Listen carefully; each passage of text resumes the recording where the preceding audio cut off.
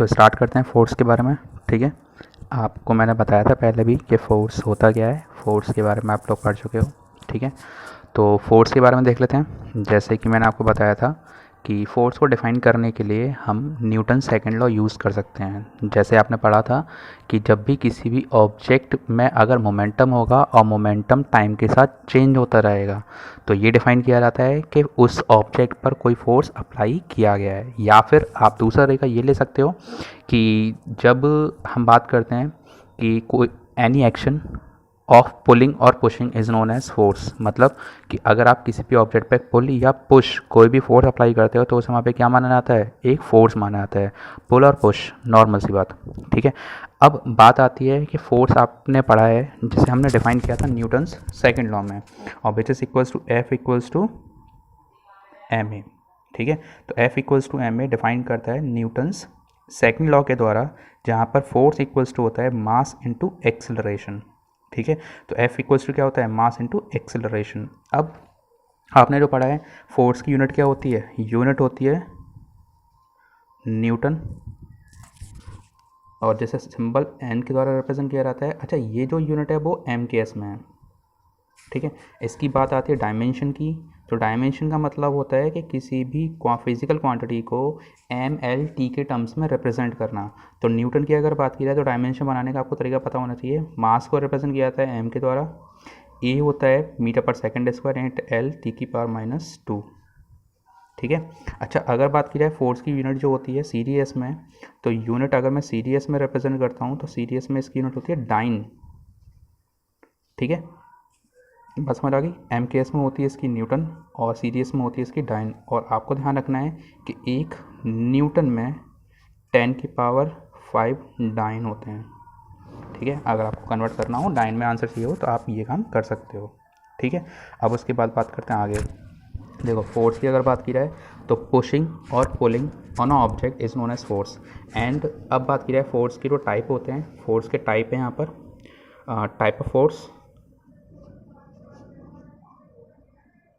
Type of forces कितने हैं यहाँ पे, सिर्फ दो तरह के होते हैं। एक कॉन्टैक्टिंग फोर्स, एक नॉन कॉन्टैक्टिंग फोर्स। ठीक है, तो जो कॉन्टैक्टिंग फोर्स होते हैं उनकी बात करनी है हमें, एक नॉन कॉन्टैक्टिंग फोर्स होते हैं उनकी बात करनी है। देखो कॉन्टैक्टिंग फोर्स का मतलब क्या है, कॉन्टैक्ट बनाना। तो जो कॉन्टैक्ट बना के लग रहे होंगे फोर्स उनको कॉन्टैक्टिंग फोर्स बोलते हैं। और एक वो फोर्सेस होते हैं जिनमें कॉन्टैक्ट फॉर्म नहीं होता। जैसे कॉन्टैक्टिंग फोर्स की अगर बात की जाए तो एक एग्जांपल ले सकते हैं यहाँ पर हम इसके लिए, वो है फ्रिक्शन फोर्स। देखो फ्रिक्शन फोर्स एक पॉइंट कॉन्टैक्टिंग फोर्स का एग्जांपल है। ये एक पॉइंट कॉन्टैक्ट बनाता है जिसके लिए हम फ्रिक्शन फोर्स को एग्जांपल की फॉर्म में लेते हैं। ठीक है, और अगर बात की जाए और कोई ऐसा फोर्स जो पॉइंट कॉन्टैक्ट बनाता हो तो आप मुझे बताएं और थोड़ा सोचें, फिर मैं तो बताता हूँ इस बारे में। ठीक है, अगर बात की जाए नॉन पॉइंट कॉन्टैक्टिंग फोर्स की, तो नॉन कॉन्टैक्टिंग फोर्स में आता है आपका ग्रेविटेशनल फोर्स,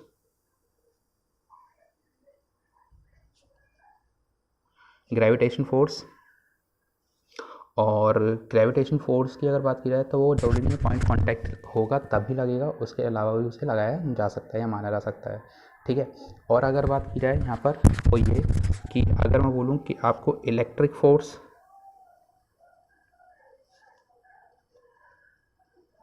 मैग्नेटिक फोर्स,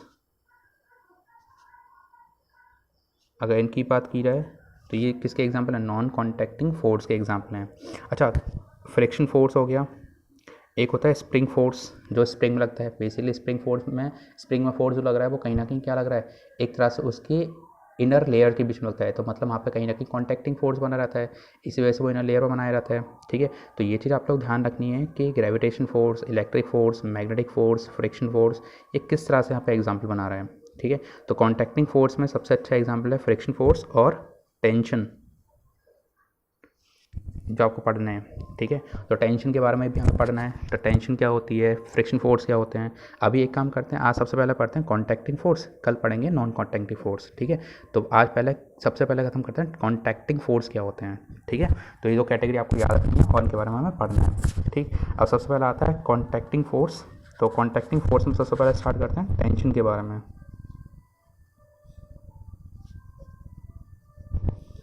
अच्छा, कॉन्टैक्टिंग फोर्स समझ आ गया क्या होता है? तो कॉन्टैक्टिंग फोर्स हमेशा याद रखना, कॉन्टैक्टिंग फोर्स वो होते हैं जो कि हमेशा दो सरफेस के बीच में पॉइंट कांटेक्ट इस्टेब्लिश होने पर ही अप्लाई हो सकता है। ठीक है, तो पहले मैं टेंशन समझा देता हूँ, फिर फ्रिक्शन समझाऊंगा, तो आपको ये कॉन्टैक्टिंग भी समझ आ जाएगा ये एक्चुअली है क्या। ठीक है, तो सबसे पहले आती है टेंशन की बात। तो टेंशन है क्या? देखो, टेंशन फोर्स हमेशा लगती कैसे है उससे समझने की कोशिश करो, और ये कहाँ लगती है। टेंशन फोर्स हमेशा किसी रोप में या थ्रेड में, ठीक है, इधर लग सकता है। और आप कोई भी ऐसी चीज़ ले सकते हो जिससे हम किसी भी बात करें, जैसे रबर में लगाया जा सकता है, मतलब कोई भी ऐसी चीज़ जिसके द्वारा किसी ऑब्जेक्ट को बांधा जाता है, हमेशा टेंशन वहाँ पे लगता है।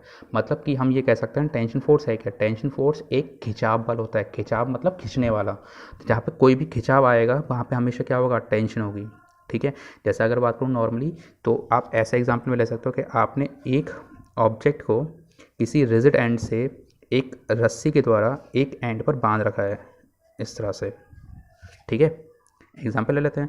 तो इस ऑब्जेक्ट की अगर बात करूं तो ये ऑब्जेक्ट एक एंड पर क्या है कि मैंने इसको एक रस्सी या रोप के द्वारा एक फिक्स्ड एंड पे बांधा हुआ है। अगर ये बैलेंस कंडीशन में है तो इसका मतलब क्या होगा कि ऑब्जेक्ट का वेट तो नीचे लग रहा होगा, लेकिन इसको बैलेंस रखने का काम कौन कर रहा होगा? देखो, आपको हमेशा मैंने बताया है बैलेंस फोर्स और अनबैलेंस फोर्स के बारे में। बैलेंस फोर्स मैं बता चुका हूँ क्या होता है। बैलेंस फोर्स वो होता है जिसका रिजल्टेंट या जिस पर लगने वाले सभी फोर्सेस का रिजल्टेंट कितना हो? ज़ीरो हो। और दूसरी कंडीशन ये थी कि जो फोर्सेस लगते हैं वो हमेशा किस में होनी चाहिए? पेयर में होनी चाहिए। अगर फोर्सेस पेयर में नहीं है तो अभी आप उसे क्या नहीं कह सकते? आप उसे बैलेंस फोर्स नहीं कह सकते। तो बैलेंस फोर्स तभी हो सकता है जब वो पेयर की फॉर्म में हो। अब जैसे ये एक वेट लग रहा है नीचे, और मैं बोल रहा हूँ ये ऑब्जेक्ट किस में? रेस्ट पोजीशन में है।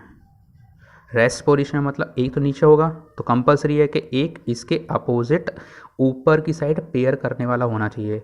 तब उस केस में ये कहा जाता है कि अगर इसका वेट नीचे लग रहा है तो इसकी एक क्या होगा? इसके अपोजिट एक फोर्स होगा जो कि कहाँ लग रहा होगा? एक टेंशन की फॉर्म में ऊपर लग रहा होगा। ठीक है, तो उसे टेंशन फोर्स कहते हैं, जो हमेशा कहाँ लगेगा? ऊपर की साइड लगेगा, और बॉडी वेट नीचे लगेगा। अच्छा, एक चीज़ और कह सकता हूँ मैं यहाँ पर कि जैसे मैंने अभी आपको बताया कॉन्टैक्टिंग फोर्स, तो इसमें एक तीसरी कैटेगरी भी डाल सकते हो जैसे हम बोलते हैं नॉर्मल फोर्स। तो नॉर्मल फोर्स भी आपको समझ आना चाहिए नॉर्मल फोर्स है क्या। ठीक है, तो नॉर्मल फोर्स ही बताता हूँ, ये भी एक कॉन्टैक्टिंग फोर्स में आता है। ठीक है, और इसको हम कैसे डिफाइन करते हैं वो भी यहाँ पे भी समझना है आपको। ठीक है, तो पहले बताओ, ये बॉडी वेट समझ आ गया। बॉडी वेट अगर नीचे लग रहा है तो इसको, अगर ऑब्जेक्ट को मैं बोल रहा हूँ रेस्ट में है, तो रेस्ट में ये तभी हो सकता है जब इसके अपोजिट एक ऊपर की साइड क्या हो? टेंशन हो। उसी को हम यहाँ पे डिफाइन करते हैं टेंशन के द्वारा, जो हमेशा कहाँ रहेगी? रस्सी में। देखो, मैंने इसको मार्क किया है कहाँ पर? रस्सी में मार्क किया है। ठीक है, और एक चीज़ ध्यान रखना, टेंशन हमेशा ऑब्जेक्ट के मोशन के अपोजिट डायरेक्शन में होती है। मतलब अगर ऑब्जेक्ट मोशन करेगा तो कहाँ करेगा? नीचे गिरेगा, और तो कहीं गिरा नहीं सकता। अगर ये नीचे जाता तो इसकी मोशन नीचे ही तो मानी जाती, और टेंशन कर रही इसके अपोजिट। ठीक है, तो ये चीज़ ध्यान रखना। और एक कंडीशन और, टेंशन हमेशा तभी लगेगी जब रोप आपने क्या कर रखी है? टाइट कर रखी है। अगर ये टाइट ना होके रोप में क्या आ चुके हैं? स्लैक। स्लैक का मतलब होता है ढीला होना। ठीक है, अगर रोप स्लैक कर रही है तो कभी भी टेंशन नहीं लगेगी। मतलब कि ऐसे, जैसे एकदम स्ट्रेट लाइन है तो टेंशन है।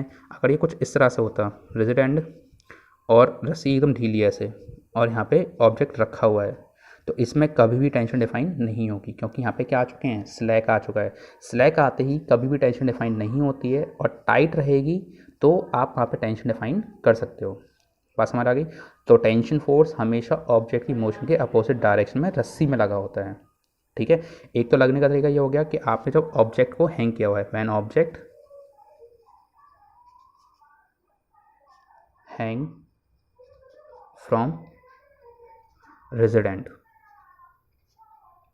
ठीक है, अगर आपने ऑब्जेक्ट को रिजिड एंड पर हैंग किया हुआ है तब आप इस तरह से बनाओगे। लेकिन मैं बोल रहा हूँ कि आपने किसी ऑब्जेक्ट को क्या किया हुआ है? आपने ऑब्जेक्ट को सिर्फ एक टेबल पर रखा हुआ है। ठीक है, मान लो कि ये इस तरह से है कि एक टेबल है, इस पर एक ब्लॉक रखा हुआ है, यहाँ पर एक ब्लॉक रखा हुआ है यहाँ पर,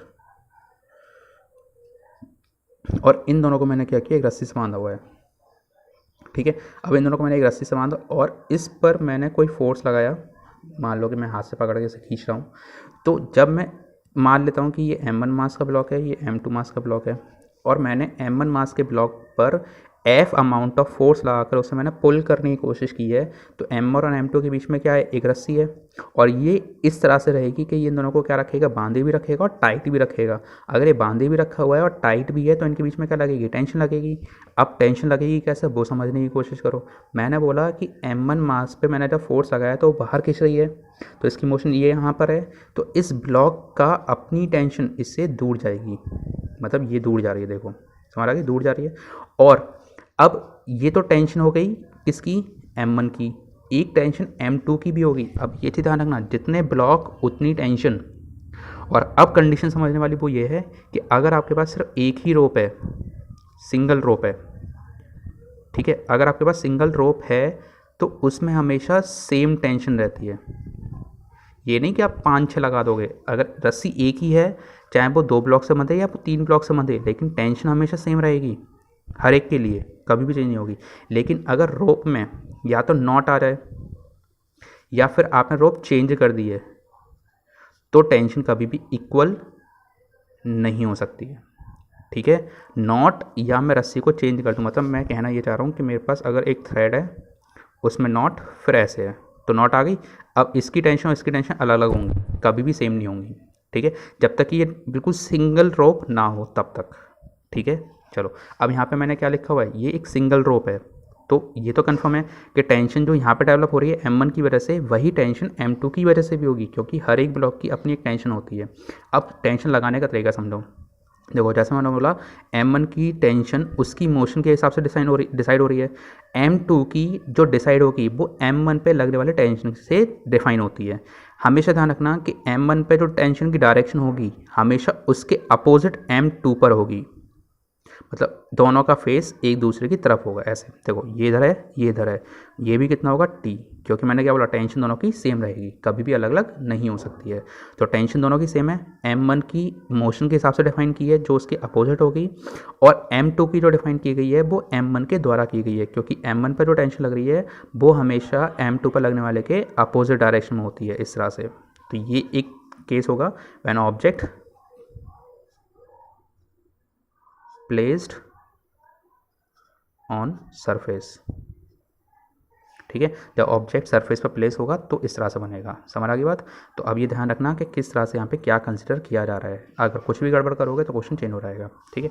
जैसे आपकी बुक में एक क्वेश्चन दे रखा है इस तरह से कि एक ऑब्जेक्ट है, मतलब एक सरफेस है जिस पे 2 ऑब्जेक्ट रखे गए हैं इस तरह से, एक M1 मास का, एक M2 मास का, ये M1 मास का है, ये M2 मास का है। अगर मैंने इस पर फोर्स यहाँ से लगाया है F, ठीक है, तो ये बताना है कि M2 ब्लॉक पर टेंशन कितनी होगी। अब आप क्या बोलोगे कि भैया अभी आपने बताया कि अगर टेंशन तब लगेगी जब रस्सी हो, यहाँ पर रस्सी तो है नहीं, तो मान लो कि टेंशन ना हो के वो आपको दे सकता है कि मैंने एक फोर्स लगाया F अमाउंट M1 ब्लॉक पर, तो आप जब 2 बॉक्स ले लो, कि आप अगर 2 बॉक्सों को एक दूसरे के साइड में रख के खिसकाने की कोशिश करोगे तो क्या आप दोनों पर सेम अमाउंट ऑफ फोर्स लगाओगे, तो नहीं, क्योंकि आप जो फोर्स लगा रहे हो वो M1 पर लगा रहे हो, तो M1 पे फोर्स ज़्यादा लगेगा, M2 पे कम लगेगा, उसका कुछ पार्ट ही पहुंच पाएगा, ना कि सारा का सारा फोर्स M2 पर डिलीवर किया जा सकता है। तो आपसे क्वेश्चन में या तो टेंशन पूछ सकता है या फिर भी वो यह कह सकता है कि M1 ब्लॉक पर F amount of force apply करने के बाद उसके द्वारा, यानी M1 के द्वारा M2 पर कितना फोर्स डिलीवर हो रहा होगा, मतलब F का कुछ परसेंट M2 पर पहुंचेगा, सारा का सारा नहीं पहुंचेगा, ठीक है।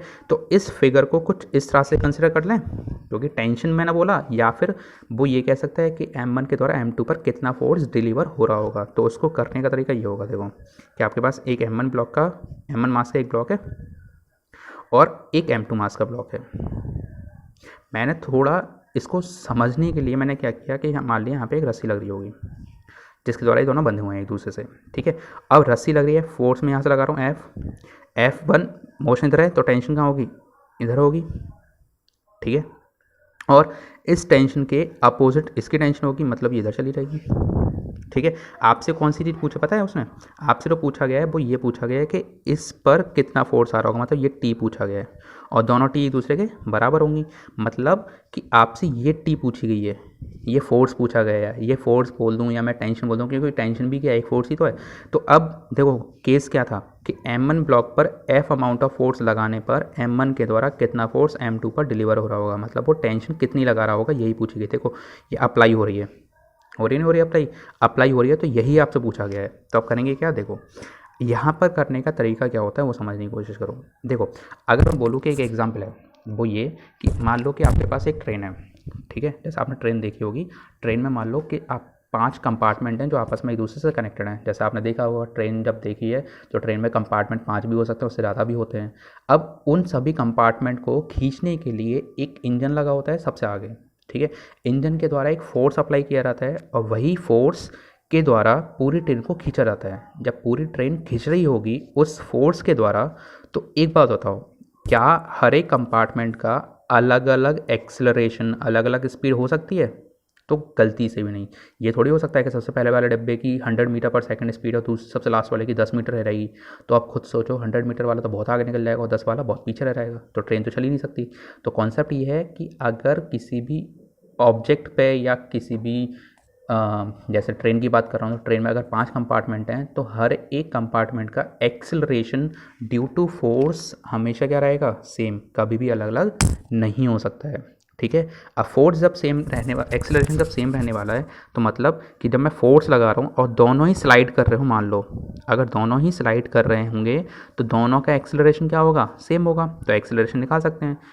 आपने पढ़ा था F equals to M A, तो मैं ए बराबर क्या लगा सकता हूँ, F अपॉन एम। अब F की बात करूँ तो F तो सेम है, मास कितना है, दोनों का सम करोगे, क्योंकि पूरे ट्रेन का अगर आपको एक्सेलरेशन चाहिए, आप जितना फोर्स लगा रहे हो तो कैसे निकालोगे, acceleration is equals to force applied by the engine upon the total mass of the train. तो टोटल मास कितना हो गया, m1 प्लस m2, आ गया एक्सेलरेशन, ठीक है। अब एक बात बताओ, एक्सेलरेशन हर एक का सेम रहेगा, यानी m1 का भी ये होगा, m2 का भी ये होगा। अब आपसे पूछा गया है m2 पर फोर्स कितना लग रहा होगा। एक बात बताओ, आपको एक्सेलरेशन पता लग गया, अगर मैं इस मास में इसका मल्टीप्लाई कर दूं तो फोर्स नहीं पता लग जाएगा। तो फोर्स ऑन m2 ब्लॉक क्या होगा, F और F डैश ले लेता हूँ इज इक्वल टू टी, बराबर कितना होगा, m2 इंटू ए की वैल्यू कितनी आई है, ए की वैल्यू आई है F upon m1 plus m2। आ गया, बस हो गया आंसर, यही करना है इसमें, समझ आ गई बात। तो अब इसी बेस पे एक और एग्जांपल ले लेते हैं जिससे कि आपको और अच्छे समझ आ रहा है। देखो करना क्या है, एक एग्जांपल और लेता हूँ। क्वेश्चन में ये है कि आपके पास एक फ्लोर है, एक ब्लॉक है 3 kg का, एक ब्लॉक है 2 kg का, और दोनों को मैंने आपस में बांध रखा है, और यहाँ पे 10 न्यूटन का एक फोर्स लगाया गया है दोनों को खींचने के लिए, ठीक है। 10 न्यूटन के फोर्स के द्वारा दोनों ब्लॉक को आपस में बांध कर एक रस्सी के द्वारा खींचा जा रहा है। तो आपको ये बताना है कि इस 3 kg वाले पर 10 न्यूटन से जब खींचा जा रहा था तो कितना फोर्स लगा होगा। तो वही तरीका, 10 न्यूटन के अपोजिट, मतलब फोर्स आगे आ रहा है तो इसकी टेंशन क्या होगी, पीछे, और इस टेंशन के अपोजिट टेंशन यहाँ पर, दोनों टेंशन एक दूसरे के अपोजिट आ गई। आपसे पूछा गया है इस 3 kg पर लगने वाला फोर्स, मतलब ये वाली टेंशन पूछी गई है, ठीक है। और जब इस वाले टेंशन को आपको कैलकुलेट करना है तो आप क्या करोगे, पहले निकालोगे एक्सेलरेशन ऑफ द सिस्टम। तो एक्सेलरेशन ऑफ द सिस्टम कितना होगा, total force upon total mass,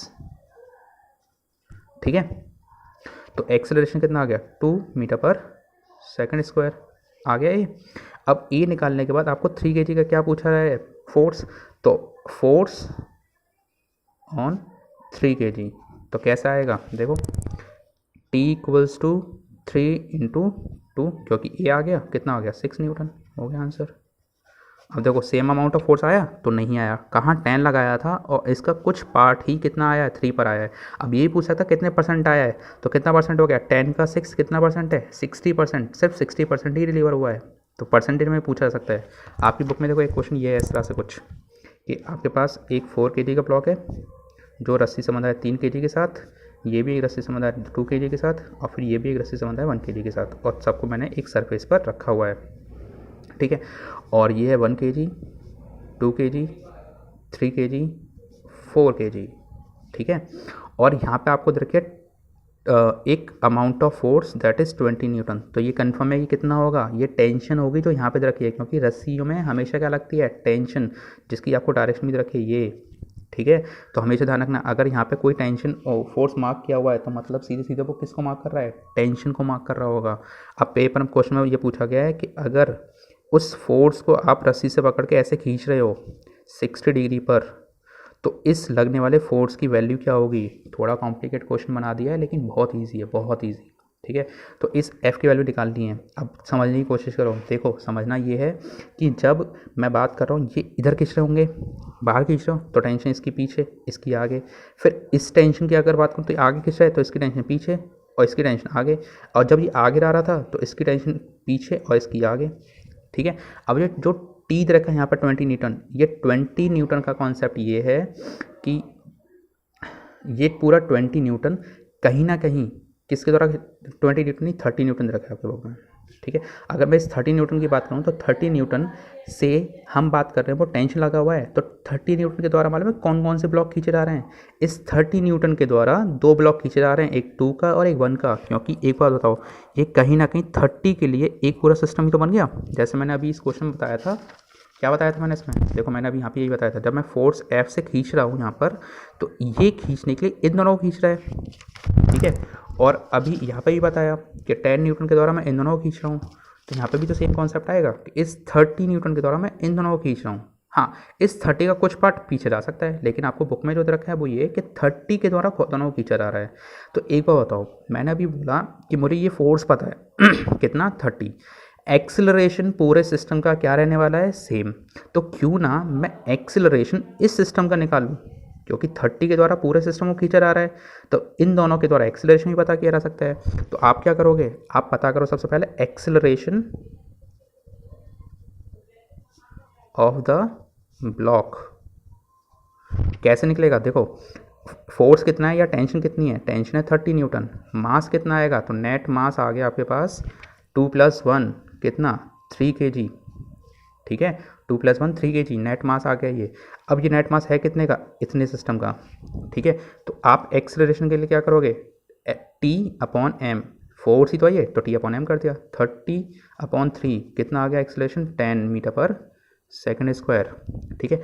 acceleration जो आया है वो हर एक ब्लॉक का क्या रहने वाला है, सेम, इसका भी ये, इसका भी ये, इसका भी ये होगा, इसका भी 10 ही होगा, सबका 10 होगा। अब एक्सेलरेशन सबका पता लग गया, आप क्या करोगे, अब आपको ये फाइनल निकालना है, तो क्या करेंगे हम, टोटल मास निकालेंगे। तो 4 3 7 दोनों और एक 10, 10 kg का मास हो गया टोटल। एक्सेलरेशन आपके पास आ गया, एक्सेलरेशन आ गया, नेट मास आ गया, तो बस फोर्स निकालना है, अब क्या दिक्कत है। अच्छा देखो, हमें करना क्या है, हमें F पता करना है। अब आप ये कर सकते हो कि इस फोर्स के कंपोनेंट ब्रेक कर दो, ठीक है। तो कंपोनेंट का कॉन्सेप्ट ये है कि जब आप फोर्स के कंपोनेंट ब्रेक करोगे तो एंगल के साइड पे हमेशा कॉस लिया जाता है और एंगल के अपोजिट साइन लिया जाता है। हम एक बात बताओ, जब किसी ब्लॉक को खींचते हैं तो सीधा खींचते हैं, तिरछा खींचते हैं, कैसे भी खींचते हैं, लेकिन मुझे जो कैलकुलेशन अभी तक मैंने आपको बताई थी, जो ऊपर वाला क्वेश्चन बताया था, उसमें फोर्स एकदम हॉरिजॉन्टल था, तो हमें यहाँ पे भी क्या करना पड़ेगा, उस फोर्स को हॉरिजॉन्टल लेना पड़ेगा।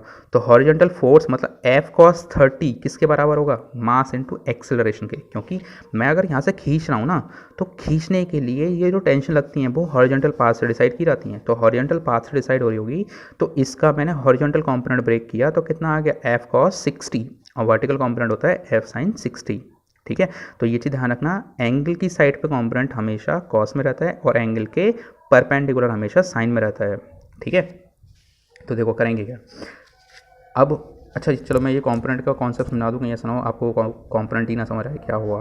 देखो मैं बोल रहा हूँ कि मेरे पास एक फोर्स लग रहा है, ठीक है। फोर्स जो लग रहा है वो हॉरिजॉन्टल से एंगल बना रहा है 60, ठीक है। अब इसके कंपोनेंट ब्रेक करने हैं, तो मैंने बोला हॉरिजॉन्टल कॉस में होगा एंगल के साइड और उसके परपेंडिकुलर साइन में होगा। तो होता कैसे, आप यहाँ पर एक परपेंडिकुलर ड्रॉ करो, जब एक परपेंडिकुलर ड्रॉ करोगे तो देखो OAB, मैंने एक ट्राइंगल बना दिया परपेंडिकुलर ड्रॉ करके। अब मुझे OA की वैल्यू चाहिए, मुझे कहीं ना कहीं ये वाली पता है कितनी है, वो F के बराबर, ये पूरी वैल्यू मुझे पता है F के बराबर है। मुझे पता क्या करना है, OA की, तो कौन सा लगेगा फॉर्मूला, बेस और हाइपोटेनियस, तो कॉस लगाएंगे, तो कॉस 60 बराबर किसके आएगा, OA/F। तो OA निकालना है तो कितना आ गया, F cos 60। तो उसी कॉन्सेप्ट के बेस पर मैंने बना दिया। और जब ये वाला निकालोगे तो क्या लगाओगे, साइन, और ये इसके पैरेलल है तो इसको यहाँ पर शिफ्ट कर दो, हो गया। समझ लगी बात। तो अब यहाँ पर देखो, आपको एक्सीलरेशन पता है 10 मीटर पर सेकेंड स्क्वायर, और आपको टोटल मास निकाल सकते हो। टोटल मास कितना आएगा, 4 + 3 + 2 + 1 कितना, 10 kg। एक्सेलरेशन पता है, अब ये मास इंटू एक्सेलरेशन किसके बराबर होगा, F cos 60 के। Then F cos 60 is equals to mass into acceleration, ठीक है। अच्छा, आपको F पता करना है, cos 60 की वैल्यू होती है 1/2 100। F भी ये तो पता करना है तो बस हमें, तो F पता करने के लिए मैंने cos 60 की वैल्यू को रखा 1/2, 2 को चले गया तो कितना आ गया, 200 न्यूटन। हो गया बस।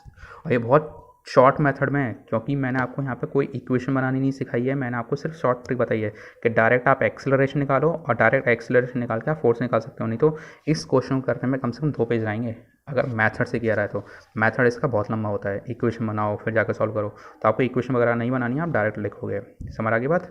तो इस क्वेश्चन को देख लेना अच्छे से, और कोई चीज़ समझना है वो पूछ लेना, ठीक है। आज के लिए इतना काफ़ी है, पहले आप टेंशन क्लियर करो और बुक में जो क्वेश्चन रखे हैं वो करना, फिर कल मैं आपको बताता हूँ कि हम फ्रिक्शन फोर्स कैसे निकालते हैं। पहला टेंशन वाला ख़त्म कर लो, आज क्वेश्चन हो जाने चाहिए इसके, ठीक है। चलो, थैंक यू।